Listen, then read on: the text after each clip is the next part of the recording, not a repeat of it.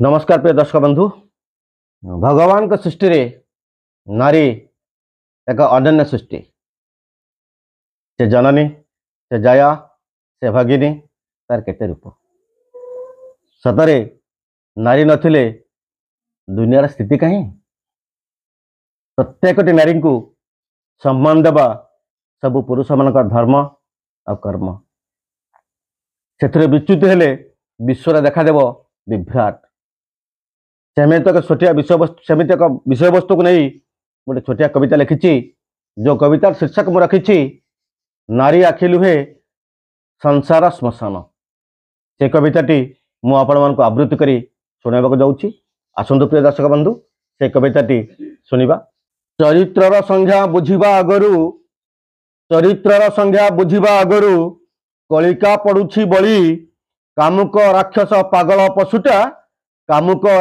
पागल पशुटा करुछि मांस पाकुली। सुगंधरे भरा सुंदर फूलरे देउछि कलंक बोली। बाघटा जेमिति झपटी आसई देखिबा मात्रके छेली। केई मुहूर्तरे चक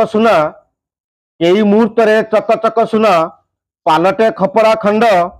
बिना अपराधे नरक जंत्रणा भोगई अजब दंड। तुलसी होई भी सकाळु राति सौ थाए सुली दंड।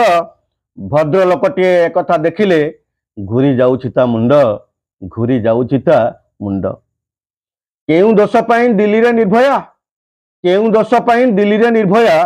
गणधर्षिता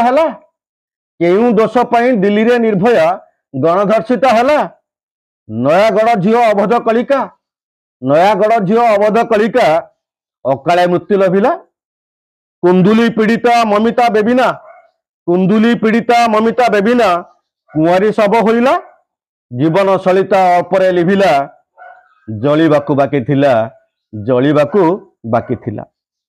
दिए जन्म दिए 10 मास काल सही असह्य जंत्रणा। सेई नारी मांस झुणी झुणी खाओ लागू नहीं लज्जा घुणा। शताधिक तम मर्दांगी पणिया केउ पुरुष रे गणा।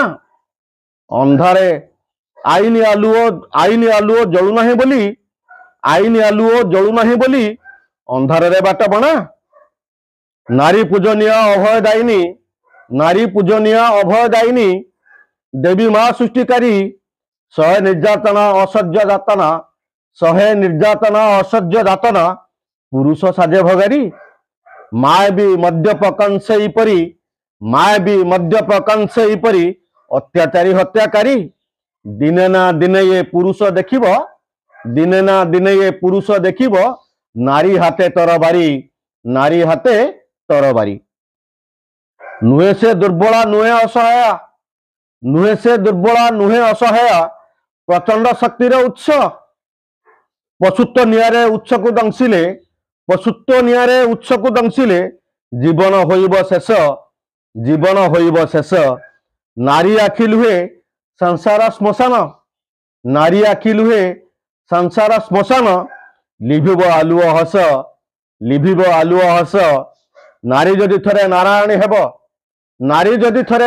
हेब पुरुष होइब ध्वंस। नारी बिना पुरुषर स्थिति नहीं, पुरुषर गति नहीं, नारी नहीं सृष्टि भी नहीं। तेणु आसंतु प्रिय दर्शक बंधु प्रत्येकटी नारी को आम सम्मान दबा। से आमर भौणी हो पारे, आम स्त्री हो पारे, आम माँ हो पारे। नारी जाति को सम्मान देले समाज रे श्रृंखला निश्चित भाव में बजाय रहे। एतिक निवेदन आ विशेष किछ कहबेनी। समस्त को आउ थे नमस्कार। जय जगन्नाथ, जय मां शारला, जय गुरुदेव।